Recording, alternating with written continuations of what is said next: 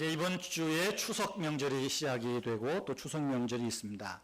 많은 교인들이 명절이 되면 또 부모님들의 기일이 되면 갈등을 겪고 있는 것이 사실입니다. 그 갈등은 제사 문제 때문에 그렇습니다. TV에서는 친절하게 명절이 되면 제사상 차리기, 또 제사상 차리는데 얼마의 예산이 들 것인지, 또 제사 드리는데 혹 이렇게 저렇게 예법에 틀린 일들이 있을까 싶어서 친절하게 텔레비전에서 제사 바르게 드리는 법 해가지고 뭐 절을 어떻게 하고 뭐 제사상을 어떻게 차리고 이런 거 또 친절하게 방송을 합니다. 아마 국민 계도 차원에서 하는 것 같습니다. 그러면서 점차 우리들의 의식 속에는 제사, 특별히 조상 제사는 가정의 화목과 또 부모 공경에 대한 좋은 전통이고 우리나라만의 문화다, 이렇게 인식되고 있습니다. 그래서 어떤 분들은 제사를 안 지내고 오다가도 그런저런 사회 분위기에 편승해서 우리도 제사를 드리자 해서 제사를 또 시작하는 가정도 더러 있다고 합니다. 어떤 분은 교회 신앙생활을 하면서도 안 하다가 다시 제사를 하는 분도 없지 않아 있는 것 같습니다. 물론 우리 교회는 없으리라 생각이 됩니다. 오늘은 이제 명절을 앞두고 좀 이 제사 문제에 대해서 여러분들에게 딱딱할 수도 있고 재미없는 설교가 될 수 있는데요. 설교를 좀 하려고 합니다. 제가 2007년, 2008년도에 제사 문제에 대해서 설교를 하고 그전에는 해마다 설교를 했어요. 그러다가 2009년부터는 제사 설교를 안 한 것 같아요. 또 그 동안에 또 우리 교인들도 많이 오시고 또 새로 믿는 분도 있고 해서 이제 한번 또 다시 제사 문제를 설교할 때가 됐다 싶어서 오늘 설교를 좀 하려고 합니다. 2008년 설교를 기억을 잘 하시는 분이 계시면 감사하고, 다 까먹으셨죠? 예. 그래서 또 새로이 들으실 수 있지 않을까 싶습니다. 우리가 기독교 신앙생활을 한다 그러면 기독교에는 제사를 안 한다, 이것이 인식되어 있습니다. 왜 그럴까요? 그것은 제사 문제로 해서 어떻게 보면 순교가 있고 목숨을 걸었던 부분이 있기 때문에 그래요. 로마 교회도 마찬가지입니다. 천주교회, 개신교회 마찬가지죠. 우리나라에 뭐 어쨌든 이 로마교까지 포함해서 천주교가 들어오고 전래된 이런 과정을 보면 선교사들이 와서 복음을 전한 것이 아닙니다. 물론 선교사들의 영향이 크지만 우리나라는 굉장히 특이한 케이스입니다. 그것은 자생적으로 천주교회가 또 개신교회가 시작이 되었다는 거예요. 선교사들이 들어오기 전부터 교인이 생겨났다는 것입니다. 로마교, 천주교가 우리나라에 전래된 것은 1750, 60년대겠죠. 이제 실학사상이 우리나라에 많이 이제 퍼질 때입니다. 그럴 때 이제 중국의 사신으로 갔다 오던 사람들이 이제 문물을 받아들이면서 책을, 또 유학자들이 좋아하니까 책을 많이 가지고 들어옵니다. 그때 이제 천주시리 같은 책도 들어오고 교리서들도 들어오죠. 그 교리서들이 유학자들의 손에 들어가게 됩니다. 대표적으로 권철신이라고 하는 대감이 있습니다. 물론 남인이기 때문에 등용은 못 되고 저 시골에서 서당 선생님하고 계시는 분이지만, 이 권철신이라는 분이 이 천주교 교리서들을 보면서 그렇구나, 정말 사람들이 알아야 될 것은 하나님을, 천주 하나님을 알고 믿는 것, 이것이 사람의 제일 중요한 일이구나, 여기까지만 이분은 알았습니다. 그러면서 그 이상의 헌신을 안 하고 자기의 제자들에게 이 책을 나눠줘서 읽히게 하죠. 그때 이벽이라는 제자가 있습니다. 이벽이 그 책을 보면서 이 어른도 생각을 했어요. 그래, 이거야. 우리가 제사를 지내고 조상 귀신을 섬기는 이것이 아니라 하나님을 섬기는 것, 하늘님, 하나님을 섬기는 게 인생의 가장 큰 복이다. 이걸 깨달으니까 뭐 어쩔 수 없잖아요. 그래서 자기 사돈인 이승훈을 찾아갑니다. 2살 밑에 이승훈을 찾아가서 이승훈에게 이 교리서를 함께 공부하자고 책을 막 읽어요. 근데 이제 한계가 있잖아요. 그러던 중에 이승훈의 아버지가 북경에 동지사 사신으로 가게 되는데 아들도 같이 따라가게 됐습니다. 그때 이벽이 말합니다. 자네가 북경에 가거든 거기에 이 천주교당이 있다고 하는데 거기에 가서 신부님을 만나게, 그리고 교리를 배워서 당신이 다음에 올 때는 꼭 세례를 받고 오게나. 그러면 당신은 조선 땅의 1호 세례교인이 된다. 그래가지고 갔어요. 이분이 이제 유람도 하고 선교사들을 만나서 2달 교리를 배우고 한국에 들어오기 전에 세례를 받습니다. 그래서 세례명을 베드로라, 이렇게 이제 세례명을 받고 들어와요. 들어와서 이제 다시 또 더 많은 책도 가지고 오고 십자가도 가지고 오고 이제 묵주도 가지고 막 가지고 들어와가지고 이벽하고 또 그 몇몇 사람들에서 이제 자기 집에서 사랑방에서 모여서 이승훈이 보고 들은 방식으로 미사를, 예배를 드리기 시작을 하는 거예요. 근데 문제가 생깁니다. 정치적 역동기 아니겠어요? 영조, 정조 이때. 그러니까 북인들이 볼 때 이 남인들이 뭐 실학한다, 막 이러니까 못마땅한 거예요. 이거 어떻게 제거하면 좋을까? 이래저래 하다가 가만히 보니까 이 천주교쟁이들이 제사를 안 지낸다. 이거는 조선의 통치 이념에 어긋나는 거예요. 그죠? 통치 이념에 어긋납니다. 그러니까 잘 됐다. 요거 걸고 넘어져서 저들을 싹쓸이 해버리자. 이제 그런 소문이 막 퍼지잖아요. 그러니까 이벽의 아버지가 부릅니다. 너가 이러이러하다는데 사실이냐? 예, 사실입니다. 아버님. 그래서 아버님에게 전도를 막 하죠. 전도를 하니까 이 호로자스 해가지고 너가 그 천주교를 버리든지 학문으로만 공부하고 신앙 갖는 건 버리고 조상 제사를 지내고 이걸 해야 된다. 안 그러면 이른바 호적에서 파겠다. 어떻게 하겠어요? 저는 호적에도 파도 하나님 믿는 이 믿음을 포기할 수 없습니다. 막 그러거든요. 이승훈 집에도 똑같이 이제 이런 일이 있습니다. 근데 이승훈은 이른바 배도를 합니다. 배교. 그래. 우리나라 문화에서는 조상 제사를 하고 조상을 섬기는 게 우선이다 해서 천주교 교리서도 태우고 막 이렇게 해요. 그러다가 또 회개하고 또 나오고 또 나오고, 베드로가 예수님을 몇 번 부인하죠? 3번 부인하듯이 이승훈도 3번 그 일을 합니다. 그러다가 아이고 하나님 아닙니다. 내가 하나님을 위해서 살겠습니다. 그렇게 하고 이제 이승훈이가 신유박해 때 순교를 당하죠. 순교를 당합니다. 이벽의 경우는 좀 달라요. 아버지와 그런 갈등 속에서 끝까지 신앙을 지키니까 그 이벽의 아버지자, 이름은 잘 생각이 안 나는데 이벽의 아버지가 스스로 목을 매달아 죽습니다. 내가 내 아들 교육을 잘못시켰다. 이 불충, 나라에 대해서는 불충이고 조상에 대해서는 불효를 가르친 이 내가 살아서 뭐한들 해가지고 스스로 목숨을 끊습니다. 그러니까 이 아들인 이벽은 어떻게 했어요? 괴로움에 견디다 못해 방랑 생활을 합니다. 그러다가 아마 스스로 목숨을 끊었는지 어쨌든 방랑 생활을 하다가 어느 문가에서 싸늘하게 시신으로 발견되었다. 이 역사의 이야기입니다. 그러면서 여러 천주교의 역사를 보면 1700년대 정치적인 격동기와 더불어서 만여 명 이상의 이 순교자들이 나오게 되죠. 순교자들이 나오게 됩니다. 그래서 몇 년 전에 1980몇 년에 교황 바오로가 와가지고 성인식도 하고 105인 성인식 막 하고 그랬거든요. 이제 그런 역사가 있어요. 교리 좋다, 그거 할 수 있다. 근데 조상 제사의 문제가 딱 걸린 겁니다. 왜냐하면 그때 당시의 천주교도 하나님을 섬기지 않고 다른 것에 제사를 하고 하는 것이 우상 숭배이기 때문에 양보할 수 없다. 이렇게 해서 많은 순교자들이 나왔습니다. 이 자생적 교리를 통해서, 공부를 통해서 신앙이 들어온 거죠. 개신교회도 마찬가지입니다. 1884년에 선교사들이 공식적으로 들어와서 포교 활동을 하기 전에 이미 30-40년 전부터 기독교인들이 생겨납니다.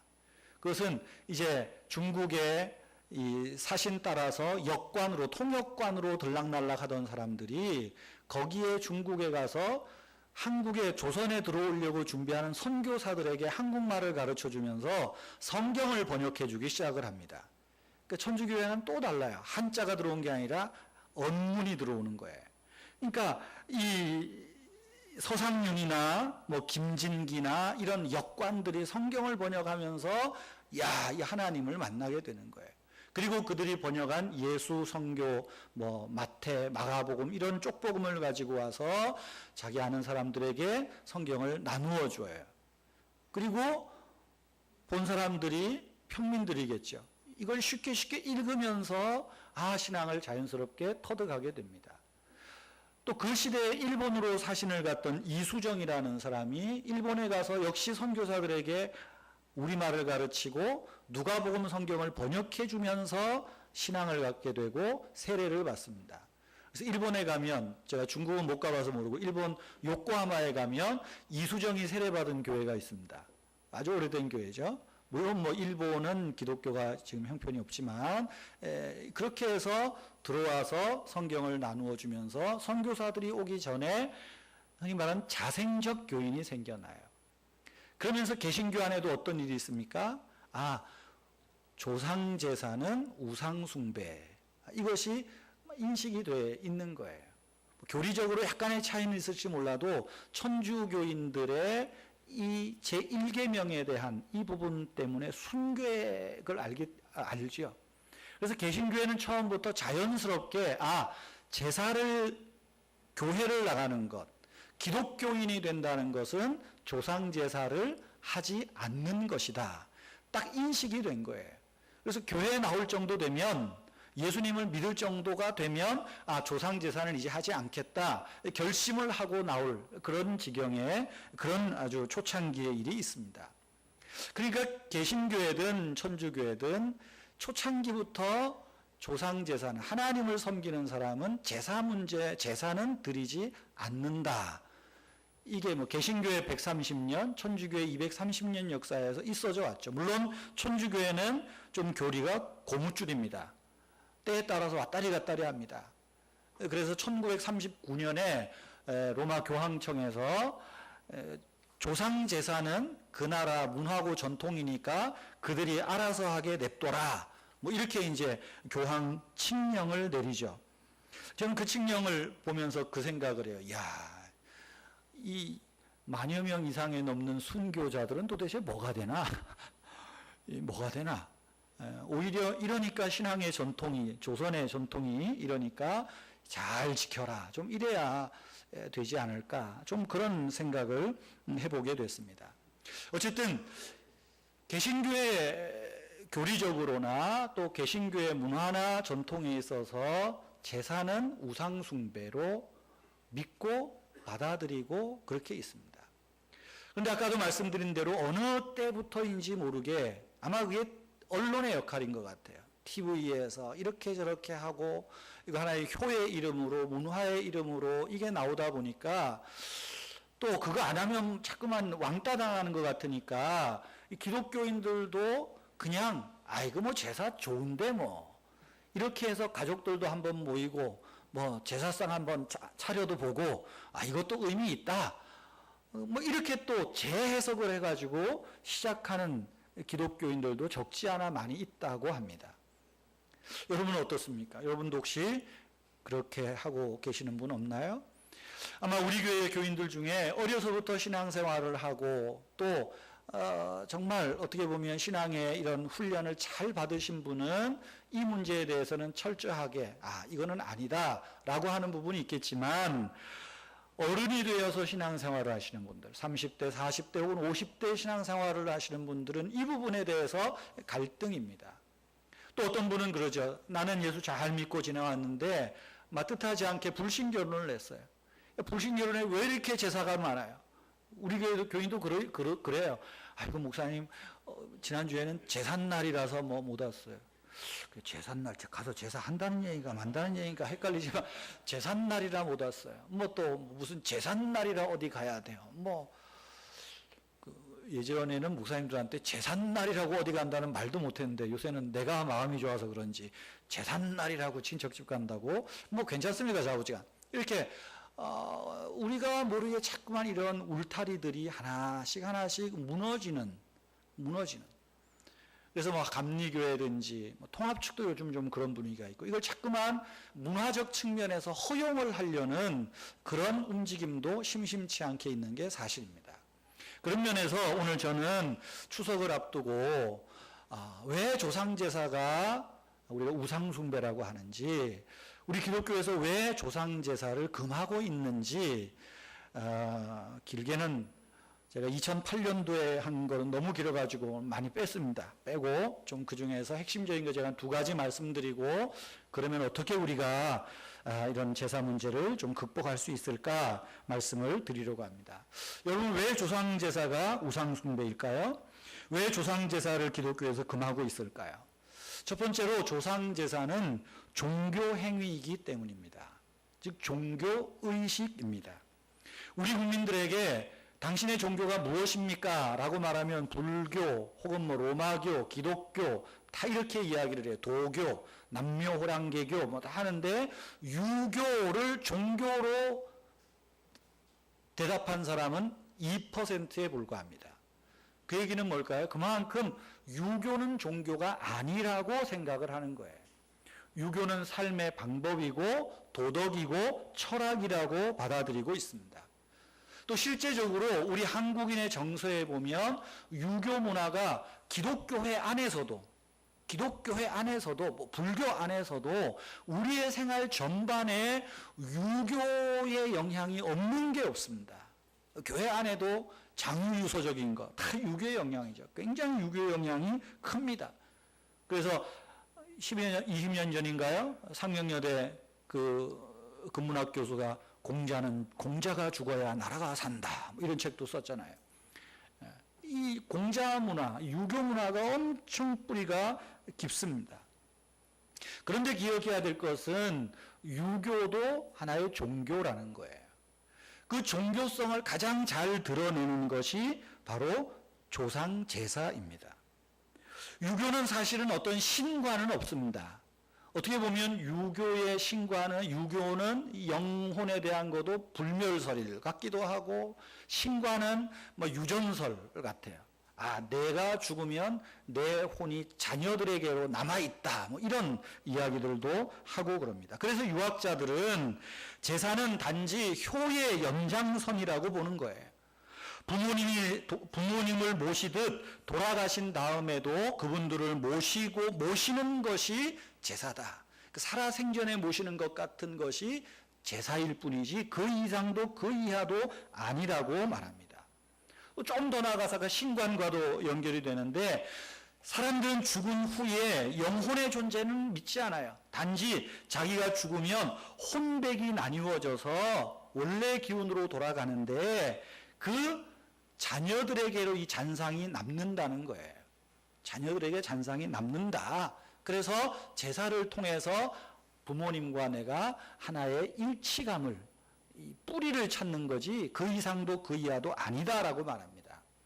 그런데 유교가 종교라고 하는 가장 단적인 예가 말씀드리는 제사 행위라는 거예요. 여러분, 제사를 보면 제사라는 표현은 종교 용어입니다. 종교 의식이에요. 여러분, 종교학자들이 그런 말을 합니다. 종교 의식의 3대 구성 요소가 있다 그래요. 이 기독교인이 하는 게 아니라 종교학자가 하는 얘기입니다. 종교의 3대 구성 요소. 첫째는 뭘까요? 초월적 존재, 신이 있어요.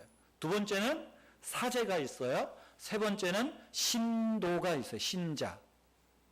제사 때는 반드시 이게 있어요. 우리가 하나님 앞에 제사를 드립니다. 우리는 누구에게 제사합니까? 초월하에 계신 하나님께 제사를 해요. 이 시간에 사제는 누구예요? 예배를 인도하는 제가 사제예요. 신자는 누구예요? 여러분들이 신자예요. 제사를 지낼 때 초월적 존재는 누군가요? 조상님이에요. 그죠? 사제는 누구예요? 제주. 그죠? 제주. 신도는 누굽니까? 가족. 예. 그래서 이 종교학에서 보면 제사의 종교 의례가 종교 구성 요소가 탁 나온다는 거예요. 그래서 제사는 종교 의례라고 이야기를 해요. 여러분, 제사가 언제부터 생겨났을까요? 동양 사상에서 제사, 성경을 떠나서 우리 고구려 때는 동맹이라는 제사 제도가 있었어요. 그 동맹은 하늘신에게 제사를 지내는 의식이었습니다. 중국에서도 중국 태평시대라고 말하는 요순시대에 하늘에 제사를 지냈던 제사가 있습니다. 그러다가 중국의 주나라 때에 이르러서 하늘신의 제사를 드리던 이 의식이 조상신에게 제사를 드리는 것으로 둔갑을 합니다. 둔갑을 해요. 우리나라에서는 고려시대 때에 조상제사가 시작됐다. 이렇게 학자들이 얘기를 해요. 고려시대 때는 또 이 품계에 따라서 몇 대 조상을까지 제사해야 되느냐, 이 등급이 달랐다 그래요. 그러니까 평민들은 할아버지까지, 그 다음에 뭐 대인들은 뭐 8대조까지 뭐 이렇게 그 등급에 따라서, 신분에 따라서 차별이 있었다 그래요. 주나라 때, 우리나라는 고려 때 하늘에 제사 드리는 것이 이제 조상에게로 제사 드리는 것으로 바뀝니다. 그리고 특별히 우리나라의 제사가 강조되는 때가 언제입니까? 조선시대입니다. 조선시대. 이제 통치 이념으로 유교를 받아들이잖아요.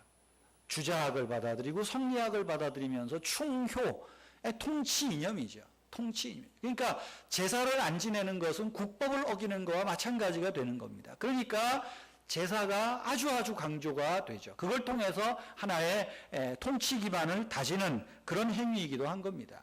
그러니까 반대파들, 남인들을 처단하는 빌미가 하나의 제사 문제가 걸려 있는 거예요. 이렇게 보는 겁니다. 여러분, 바로 이런 면에서 보면 종교학적으로도 보면 하늘신에게 하늘의 제사를 드리던 것이 이제는 부모에게로 제사를 드리면서 부모가 우리의 가문을 지켜주고 부모가 우리 조상이 우리의 가정에 복을 준다 하는 이런 신적 개념으로 조상신이 바뀌어지게 되는 거예요. 그래서 유교가 자기들은 종교가 아니라 도덕이다, 철학이라 해도 그 안에는 이미 종교성을 가지고 있다는 거예요. 바로 그 종교성이 조상 제사라는 것입니다. 여러분, 돌아가신 조상들에게 제사를 지내는 것은 설날에 부모님들에게 제사하고 세배 드리는 것과는 전혀 차원이 다른 겁니다. 그 이면에는 종교적 행위가 있는 거예요. 부귀영화를 간절히 비는 소원을 담고 있는 거예요. 그래서 제사할 때 조상님들이 우리 자녀들을, 후손들을 지켜달라고 기원을 하는 거예요. 기원. 이 뭐예요? 조상이 신이 되어 있는 겁니다. 여러분, 개신교회는 처음부터 이 부분에 대해서 강력하게 금했습니다. 이거는 하나님 외에 다른 신을 섬기지 말라는 이 하나님의 말씀에 십계명에 위배되는 일이다 라고 해서 단호히 거절을 했죠. 그리고 그런 배경이 있으니까 일제 신사참배 때도 목숨 걸고 신사참배에 반대했던 거예요. 저 어릴 때는 국기에 대한 경례, 우상숭배냐 아니냐 이거 가지고 교회에서 논쟁을 했어요. 그래서 어릴 때는 국기에 대하여 경례 안 했습니다. 주목했습니다. 그렇죠? 엄청나게 보수적으로 컸죠. 국기에 대해 경례 안 했어요. 주목. 그러다가 이제 요새는 그거는 그냥 하나의 국가 의례로 대한민국 국민이니까 다 이렇게 그냥 넘어가지만 예전에는 그 문제 가지고도 교회 안에서 참 많은 논쟁이 있었어요. 왜냐하면 이런 부분이 있는 거예요. 이런 부분이. 여러분, 두 번째로 왜 조상 제사가 우상 숭배고 또 우리가 금하는 일인지, 두 번째로는 인간의 영혼과 귀신에 대한 이해가 차이가 있습니다. 세상 사람들은 사람이 죽으면 그 영혼이 귀신이 혼령이 된다고 일반적으로 믿고 있습니다. 제사는 이런 조상신들에게, 다시 말하면 조상 귀신을 잘 대접해 드린다는 의미가 있는 거예요. 여러분, 옛날 어른들 하는 말 중에 뭡니까? 야, 내가 죽으면 자손들에게 제사상이라도 얻어먹어야지. 그죠? 혼령이 되어서 자식들이 차려주는 밥상 좀 얻어먹는 게 소원이신 분들도 있습니다. 그래서 어떤 분들은 자녀가 예수를 믿는다 그러면 내가 너를 어떻게 키웠는데 나 죽어서 야, 너한테 제사상도 내가 못 얻어먹냐? 이렇게 막 한탄하는 어른들도 계시죠. 여러분 죽어서 귀신 된다, 홀령으로 또 돌아다닌다. 얼마나 불쌍하겠어요. 여러분 혹시 그렇게 되시고 싶습니까? 그러면 자식들에게 제사 지내달라 하십시오. 귀신으로 또 돌아다니시려면. 그러나 기독교에서 제사를 금지하는 가장 큰 이유가 바로 여기 있다고 생각을 합니다. 사람은 죽으면 귀신이 되는 것이 아닙니다. 이 세상의 모든 사람이 죽으면 육신은 흙으로 돌아가지만 그 영혼은 하나님의 심판대 앞에 서는 것입니다. 여러분, 이 세상에서 우리가 말하는 귀신은 절대로 죽은 사람의 영혼이 아닙니다. 귀신은 마귀의 졸개입니다. 수천 년 전에 마귀가 타락할 때에 그 루시퍼를 뒤쫓던 그 쫄개 천사들, 그것을 흔히 우리가 통상적으로 쉽게 귀신의 무리라 이렇게도 말하는 분들이 있어요. 이 쫓겨난 영입니다. 이 귀신들이 때로는 조상의 모습으로도 혹은 아이의 모습으로도 죽은 자의 모습으로도 나타나는 거예요. 그래서 우리를 불안하게 하고 우리와 하여금 두려워 떨게 하고 결국은 그 귀신을 섬기도록 만드는 것입니다. 여러분, 마귀가 얼마나 교묘합니까? 고린도전서입니까? 마귀는 광명한 천사로 가장하여 우리를 속인다 그랬어요. 천사로도 가장하고 우리의 부모님의 모습으로도 혹은 나와 원한 있는 사람의 모습으로도 나타나서 우리의 영혼을 혼미하게 만드는 거예요. 조상에게 제사를 지낸다라고 하는 것은 우리의 영혼이 하나님의 심판대 앞에 서서 영생의 복을 누리든지 아니면 이 땅에서 주를 거절하고 주를 믿지 않음으로 영원한 형벌을 누리든지 둘 중에 하나입니다. 귀신이 되어서 떠도는 것 아니고 그 후손들에게 밥상 차려달라고 하는 그 영혼관이 아니라는 거예요. 여러분, 조상의 제사를 지낸다는 것은 바로 더러운 영인 마귀에게, 귀신에게 우리가 속고 있는 거예요.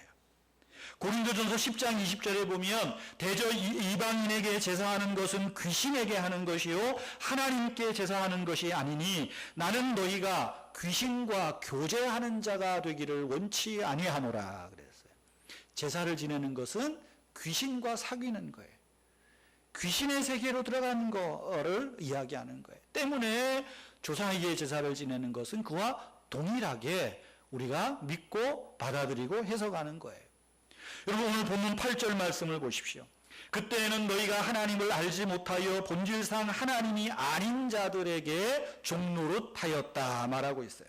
하나님을 알지 못했을 때, 복음을 듣지 못했을 때는 그렇게 해야 복을 얻는 것 같고 그렇게 해야 효를 당하는 것 같고 그렇게 해야 영생을 얻는 것으로 생각했던 영적 무지의 세월이 있었습니다.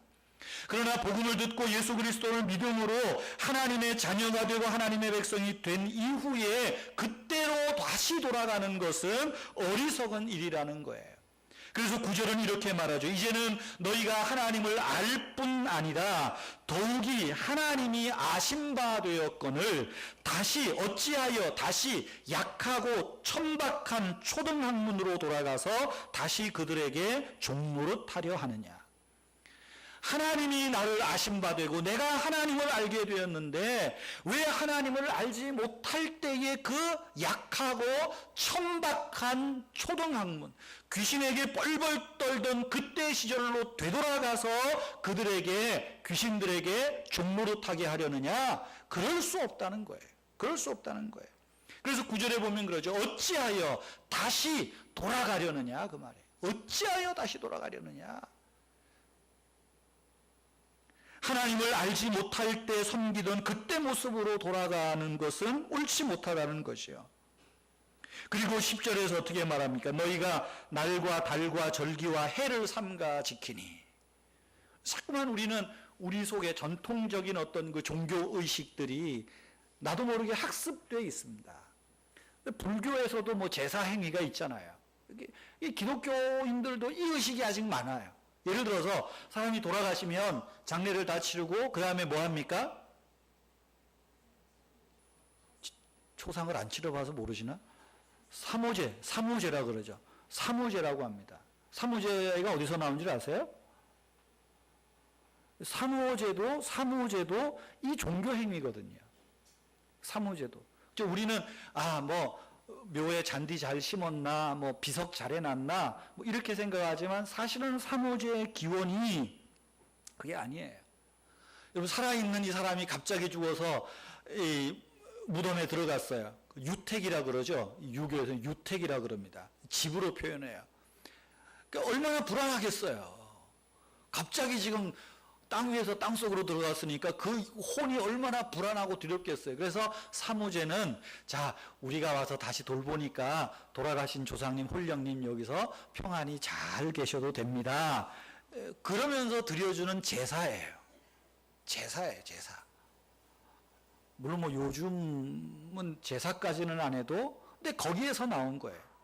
그래서 가끔 그러죠. 바쁜데 사무제라 그래서. 어떤 분은 화정해가지고 납골 땅에 모셔놓고도 사무제 간대요. 안 가도 돼요. 묘자리를 썼어요. 잔디를 심었어요. 잔디 잘 심었나 보는 것도 아니고, 요새 1시간 바쁜데 가가지고 또 그거 안 하면 또 내 불효하는 것 같아가지고. 자꾸만 우리의 이 의식에 잘못된 잔재예요. 이게 조상 제사에서 온 겁니다. 그러니까 돌아가신 영혼 우리가 와서 제사 드려주니까 평안히 쉬고 계십시오. 그러는 거예요. 또 어떤 분 믿는 사람도 그래요. 아이고, 우리 할아버지, 우리 아저씨 돌아가니 49일이 됐다고. 그 어디서 나온 거예요? 불교에서 49제 온 거예요. 그래서 49일이 되면 또 묘자리 가시는 분 계세요. 납골당 가시는 분 계세요. 49일 됐으니까 49제도 이게 또 우스운 겁니다. 지난주에 최인호 씨가 쓴 상도라는 소설을 제가 좀 이렇게 하면 가끔씩 봅니다. 그래서 지금 3번째 다시 보는데 볼 때마다 재밌어요. 보는데 거기에 이제 49제 이야기를 쫙 장황하게 풀어놨어요. 아이고, 벌써 12시가 넘어서 조금 소개해 드릴게요. 49일이 77이 49 7번으로 나눕니다. 7일째 되면, 돌아가신 지 7일째 되면 첫 번째 심판을 받습니다. 부동명량왕의 화신인 진공왕의 왕이라는 자가 생전에 지은 선악을 서류심사를 한답니다. 7일, 일주일 서류심사. 어떤 걸 선한 일을 했고 악한 일을 했나. 두 번째 14일째가 되면 또 초강왕이라는 자가 그 서류심사를 가지고 이제 강을 건너가야 돼. 죽음의 강을 건너가야 돼. 이 강이 6,000km가 되는데 이 서류에 따라서 어떤 사람은 이 폭이 짧고 얇은 데로 가고 어떤 사람은 깊고 긴 데로 가는 거예요. 그건 뭐죠? 못된 일 많이 하는 사람은 고생하면서 6,000km 건너가는 거고 선한 일 많이 하는 사람은 쉽게 가는 거예요. 자, 이제 그걸 14일째 심사한답니다. 21일, 37, 20일, 21일이 되면 문수보살의 화신인 송제왕이 고양이와 뱀들로 하여금 사음의 죄, 간음의 죄, 그죠? 사음의 죄를 면밀하게 심사하게 한대요. 이런 거는 예수 안 믿는 사람들에게 널리 전파해도 괜찮아요. 간음의 죄는 이렇게 무섭단다. 이렇게 사음의 죄를 심사하게 한대. 그리고 28일째 네 번째 주가 되면 그때까지 쭉 지나다가 이제 오궁왕이 거짓말을 얼마나 했는가, 이 거짓말 죄를 또 이제 거짓말 탐지기로 쫙 탐지한답니다. 무시무시해요. 그 다음에 이제 42일째 되면 6주죠. 미륵보살의 화신인 변생왕이 저울로 다시 한번 마지막 심판을 한대요. 얘가 얼마만큼의 죄가 남아있나, 그 기간까지 이제 심판받았어. 그래도 얼마나 남아있나. 그래서 그 저울에 따라서 죄가 많이 남은 자는 이제 환생하는 거죠. 그래서 49일이 되면 그 죄를 심판받고 남은 죄에 따라서 뭐라 그래요? 환생이라 그래요? 다시 태어나는 거예요. 그래서 49제는 이생의 삶이 완전히 끝나고 다시 전생대로 다시 태어나는 것을 기념하는 게 49제랍니다. 그런데 기독교인이 돼가지고도 49제 돼가 49일이라고 가서 뭐 할 거예요? 아이고 영감 49 이제 새로이 태어났으니 새로 태어난 세상에서는 잘 사시구려. 그거야 뭐예요? 할 필요가 없는 거예요. 그런데 보세요. 자꾸만 우리는 예수 믿기 전에 행하던 그 생각, 문화 속에서 젖어오던 이것 때문에 약하고 천박한 초등학문으로 자꾸만 돌아가는 거예요. 그래서 10절에 말하는 거죠. 날과 달과 절기와 해를 삼가 지키니 자꾸만 돌아가는 거예요. 그럼 여러분 오늘 본문 보세요. 우리는 어떤 사람입니까? 예전에 그런 종노릇하던 사람이 아니에요. 이제는 하나님을 알 뿐 아니요 하나님이 아신 바 되었거늘 우리가 하나님을 알고 하나님이 나를 아신 바 되었대요. 자, 우리 에베소서 갈라디아서 뒤에 있죠. 에베소서 2장으로 다시 한번 좀 넘어가 봅시다. 에베소서 2장 4절부터 보세요. 에베소 2장 4절에 긍휼에 풍성하신 하나님이 우리를 사랑하신 그 큰 사랑으로 인하여 허물로 죽은 약하고 천박한 허물 가운데 종노릇하던 우리를 그리스도와 함께 살리셨고 너희는 그 은혜로 구원을 받은 것이라 또 함께 일으키사 그리스도 예수 안에서 함께 하늘에 앉히시니 이는 그리스도 예수 안에서 우리에게 자비하심으로서 그 은혜의 지극히 풍성함을 오는 여러 세대에 나타내려 하심이니라. 그리스도인의 현재 모습이에요. 우리는 다시 종노릇할 자가 아니라는 것입니다. 그러면서 13절에서 어떻게 말해요? 이제는 너희가 전에 멀리 있던 너희가 그리스도 예수의 피로 가까워졌느니라. 하나님과 가까워지고 하나님의 보좌 앞에 서 있는 우리 아닙니까? 19절도 보세요. 그러므로 이제부터 너희는 외인도 아니요 나그네도 아니요 오직 성도들과 동일한 시민이요 하나님의 권속이라. 하나님의 권속이라. 하나님의 권속은 하나님의 권속다운 삶이 있는 거예요. 마음을 다하고 뜻을 다하고 성품을 다하여 주 너의 하나님을 사랑하라. 뿐만 아니라 내 이웃을 내 몸과 같이 사랑하라. 여러분, 이 위대한 계명에 우리가 살아가는 것이에요. 이것이 바로 하나님의 권속, 하나님의 성도, 하늘 시민으로 살아가는 거예요. 그럼에도 불구하고 우리는 자꾸만 이런 명절이 되면 갈등이 일어나는 거예요. 그리고 자꾸만 옛학문으로 돌아가려는 그런 움직임도 적지 않게 있다는 것입니다. 저는 저와 여러분들이 우리 은혜의 교회를 통해서 믿음 생활하시는 분들이 여러분 조상제사라고 하는 또 다른 그 어떤 귀신, 또 다른 그 어떤 종교 행위가 아니라 살아계신 하나님만을 예배하고 사랑하는 저와 여러분 되기를 주님의 이름으로 축복합니다. 그러면 여러분 우리가 어떻게 이 조상제사를 극복할까요? 어떻게 이겨낼 수 있겠습니까? 제일 중요한 것, 첫 번째는 여러분 불신 가족 모두가 예수 믿기를 기도하는 것입니다. 예수 믿으면 만사 끝나는 거 아니겠어요? 예수 믿으면. 근데 혼자 내가 예수 믿으니까 힘든 거예요. 싸우기도 힘들고 그러니까 에라 가서 막 절 한번 하면 절 한번 한다고 뭐 내가 망하기를 하겠어 죽기를 하겠어 그리고 이제 그냥 하는 거예요. 지는 거예요. 그러니까 가족 구원을 전도 못하는 거예요. 마지막 순간에는 어떻게 말하는 줄 압니까? 불신 형제 가족들이 너는 뭐 우리하고 똑같이 할 거다 하면서 우리 보고 예수 믿으래. 그런다고요.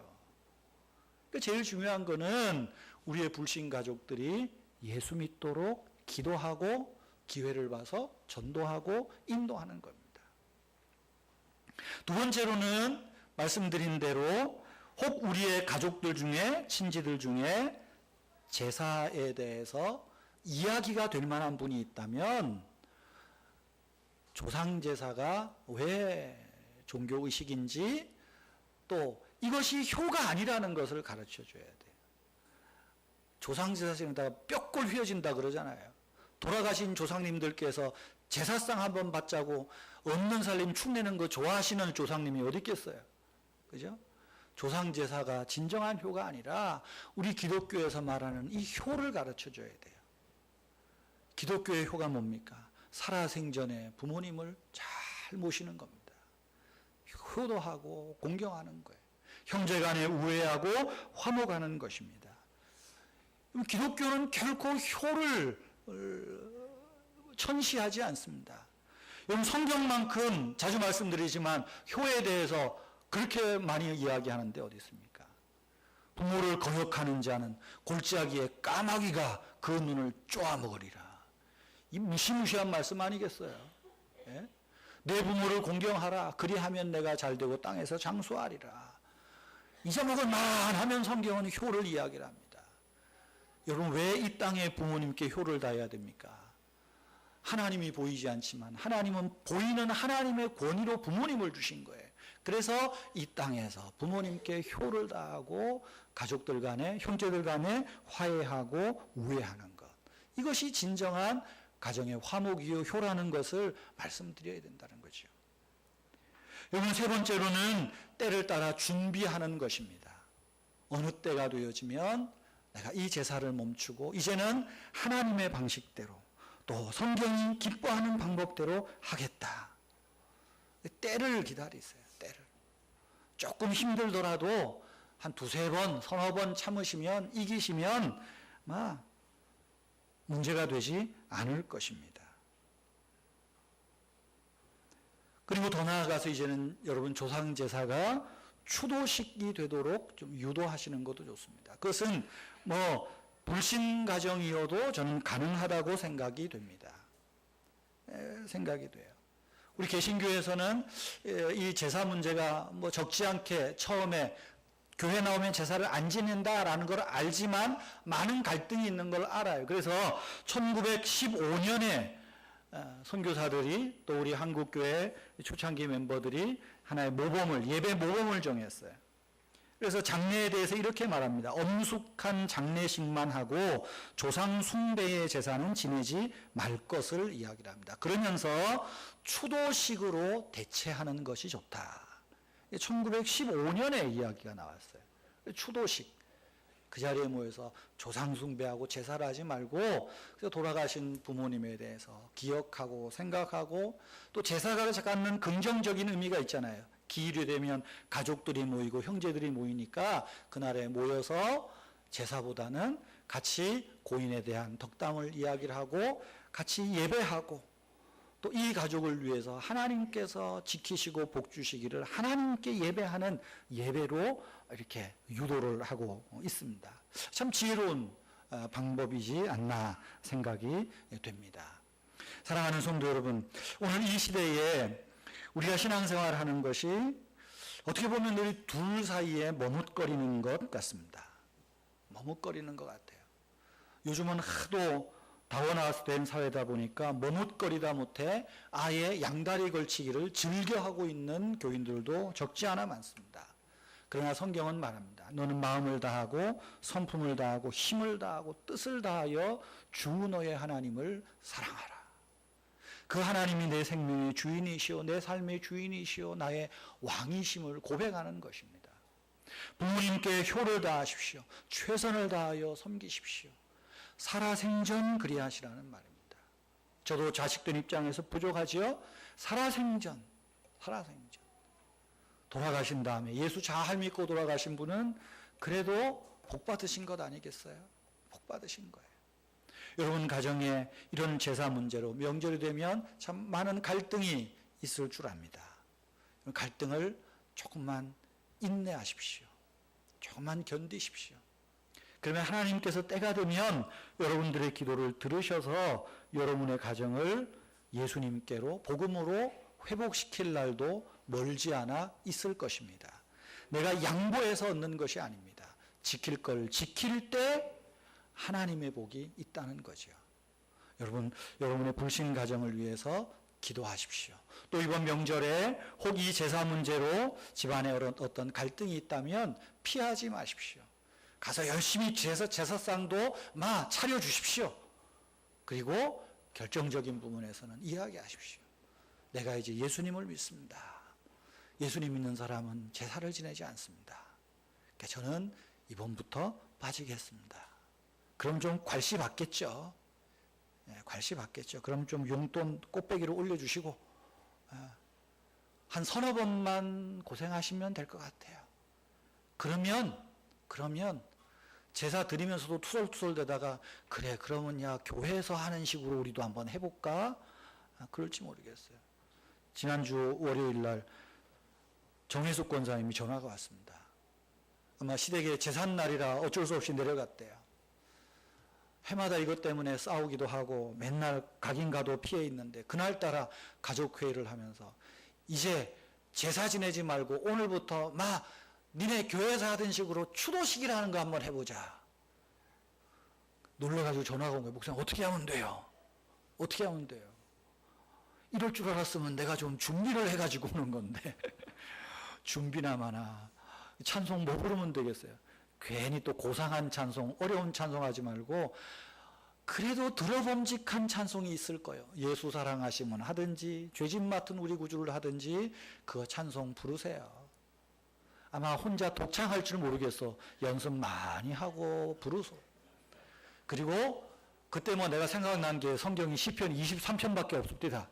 시편 23편 그죠? 읽어주세요. 그랬더니 목사님 나 시편 23편 다 암송한대요. 오케이 그러면 됐어요. 처음부터 너무 잘하려고 또 추도식이라고 기분 좋아가지고 1시간 하지 마시고 5분에 끝내도 괜찮습니다. 시작이 반입니다. 그렇게 하면 그 다음에는 또 나아질 수 있을 거예요. 근데 끝나고 잘했다고 전화도 안 하시더라고. 여러분 오늘 좀 추석 명절에 좀 이런 제사 문제를 드렸습니다. 아마 많은 갈등이 있는 분들이 또 더 갈등을 제가 유발시키는지 모르겠어요. 근데 우리가 하나님을 믿는 믿음의 도를 지키는 겁니다. 하나님을 사랑하는 거예요. 참신을 섬기는 이런 저와 여러분들이 되기를 바랍니다.